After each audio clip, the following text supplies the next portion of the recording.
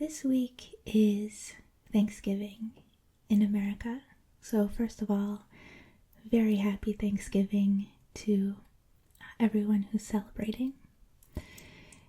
And in honor of the day, I thought today we would talk about one of the, if not the greatest, football game, Thanksgiving Day football game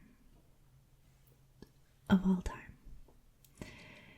And that is the 1974 game between the Dallas Cowboys, who sort of traditionally host a Thanksgiving Day game in Dallas, and the Washington, at the time, the Washington Redskins.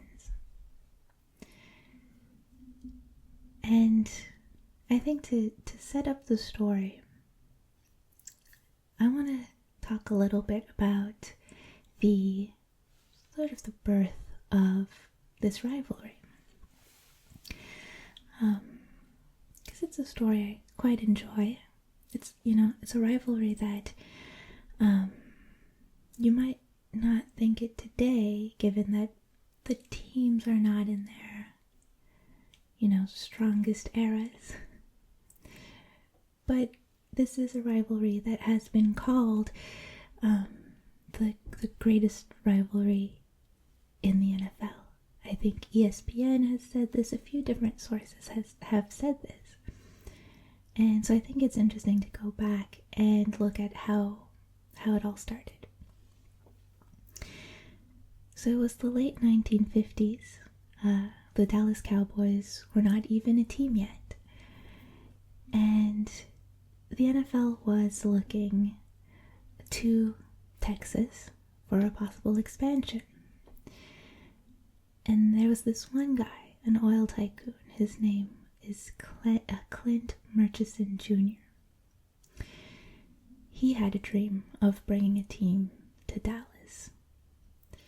In fact, he tried to buy the Washington Redskins at one point from their owner at the time, George Preston Marshall.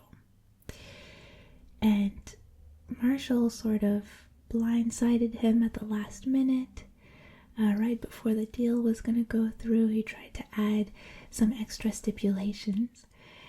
And that, kind of upset Murchison. So he said, fine, I'll just start my own team. I don't need to buy a team, much less the Washington Redskins from Marshall. And actually, just generally, Marshall, the Washington owner, was openly opposed to bringing a team to Texas.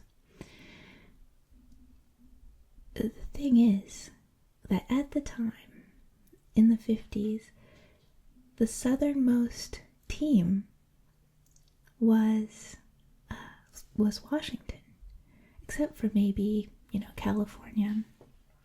But Washington had the entire South as their fan base. And so, bringing a team to the South would be bad news for Washington, much less Texas, which was a huge market. Now, it's important to note that for an expansion team to be created, they needed the unanimous approval of every NFL team owner. So Marshall could single-handedly stop a team from coming to the South, into Dallas. Now, at the same time that this is going on, the whole saga with Murchison, Marshall, he's, rumored to be a bit of a difficult guy, and he had a falling out with the band director for the Redskins.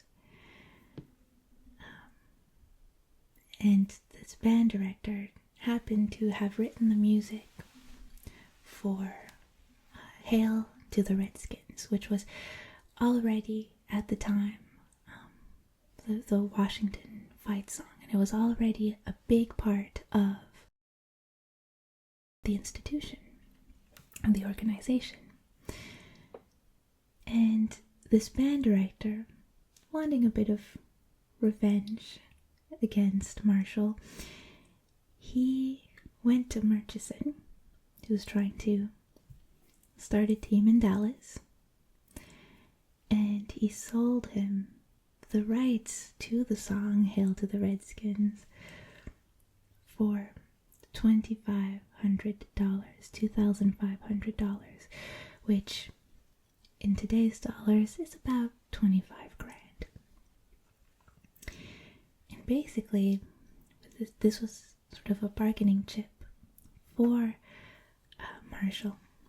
for Murchison, to go to Marshall and to say, if you ever want to play this song in a stadium during a game ever again, you're gonna cooperate with my goal to bring a franchise to Dallas. And so by 1960, the Dallas Cowboys were playing football. So the 1960s were, a decade that allowed that rivalry to flourish. And by the 70s, it was in full swing. And that brings us to November of 1974. So what's at stake going into this game? Well, in the lead up to this game, to Thanksgiving Day, both teams, mind you, they're division rivals, both teams were still in contention for a playoff spot. Now, the Cowboys had been having their worst season in like a decade, maybe 9 years. They were going into Thanksgiving with a 6-5 record, which, again, by today's standard, I think that's about where they are. Maybe they're doing a little bit better than that. But at the time, that was sort of unheard of. It was a bad season for the Cowboys. Now, the Redskins had a bit of a better chance of winning, an NFC wildcard. They were on an 8-3 record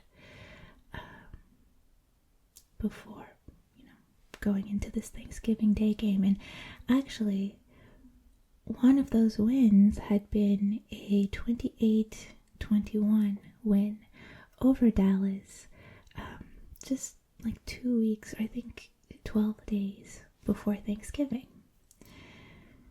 So, close win, but a win nonetheless. And a win here for Washington would mean that the Cowboys would be eliminated from playoff contention on that day, and it would guarantee Washington at least a wild card spot in the playoffs. So it would guarantee them a way into the playoffs, and it would end Dallas's season. So a lot on the line for both teams, especially Dallas, sort of trying to save their season at this point. So the game, it's November 28th, 1974 in Dallas. Game starts off, the action's already hot in the first quarter. At one point, Dallas fake a punt on a 4th down, and they get a 37-yard gain on it. However, following that play, they make 12 snaps from inside the 20-yard line, and they can't get a touchdown. So they go for the field goal. They make it 3-0. Washington then answers with a field goal of their own, and the first quarter ends tied at 3. Now, second quarter, really the Washington defense dominates. We go into halftime at 9-3, and that obviously comes from a couple field goals for Washington, and in fact Washington even missed a field goal in that quarter. So it's just all about the Washington defense keeping things moving for Washington here. So we go into halftime, come back. Washington opens the scoring in the second half with the first touchdown of the game. So it's 16-3 for Washington. And as if things can't get any worse, for Dallas at least, on the Cowboys' very next drive, their quarterback, Roger Staubach, he runs on a play, and he ends up getting concussed, so he has to leave the game. And he's replaced by this rookie quarterback out of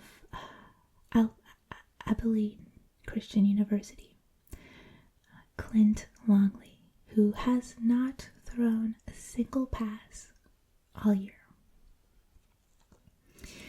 And it was sort of like a weird, predicted twist of fate, because even before the game started, sort of in a pre-game interview, one of the defensive tackles for Washington, his name was Darren Talbert, he said, if you knock him out, meaning Staubach, the Dallas quarterback, if you knock him out, you've got that rookie facing you.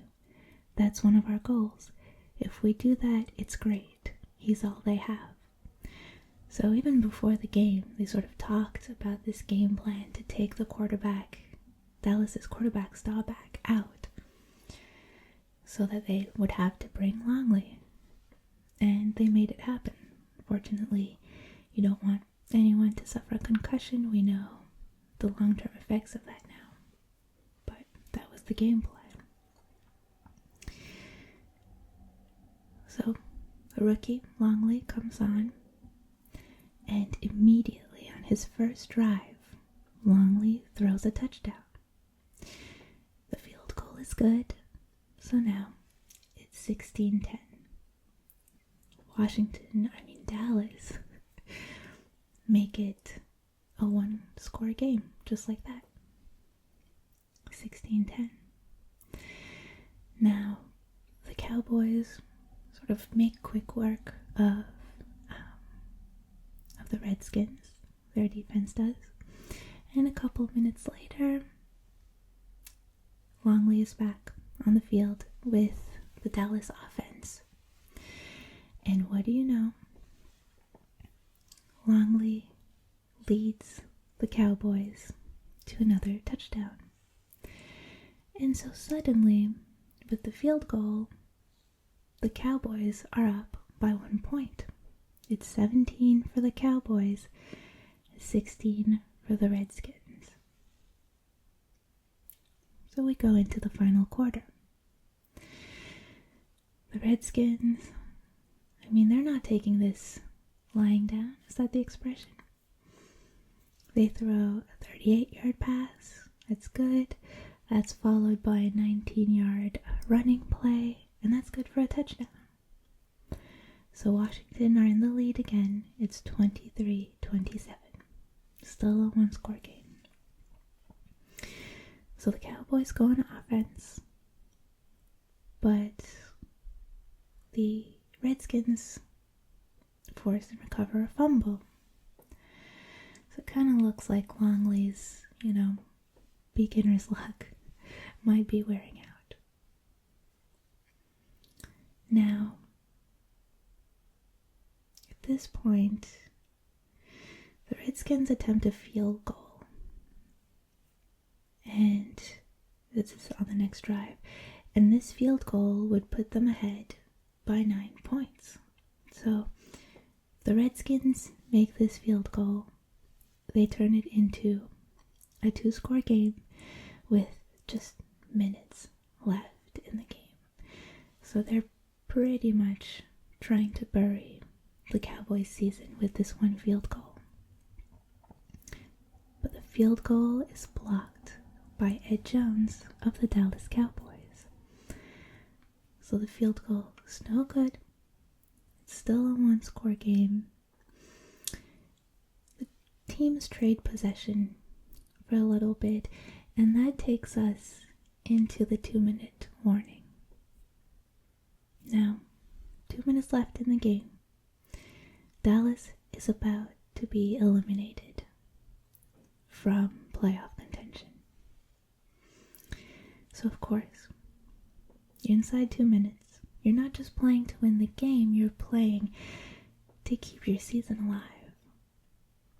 So when you're on 4th down, what do? 4th and 6, and Dallas goes for it. Longley throws a pass. Bob Hayes catches it for 1st down. Now at this point, the Cowboys are about at the 50-yard line, and there are 30 seconds left to play. The snap, Longley backs up behind his offensive line. His receiver, Drew Pearson, takes off downfield, runs. Longley launches the ball, and Pearson catches it right inside the Redskins' 10-yard line and runs it into the end zone. Stadium erupts. Dallas wins 24-23. They win by 1 point, and they keep their playoff hopes alive for another week on Thanksgiving Day. And that is the story of perhaps the greatest Thanksgiving game ever. Longley didn't go on to make, a big splash in the NFL, but maybe that's my question for today for the comments. Would you rather have one huge game that you're remembered for forever, or sort of like a mediocre but long career? That's what I want you to answer in the comments.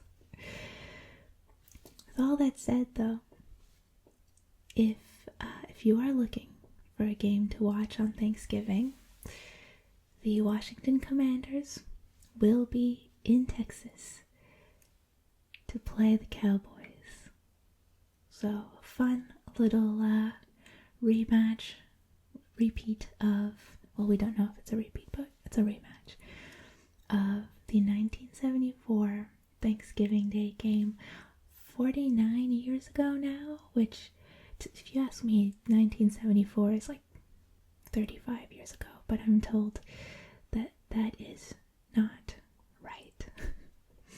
Anyway, thank you so much for watching. I hope you enjoyed the story.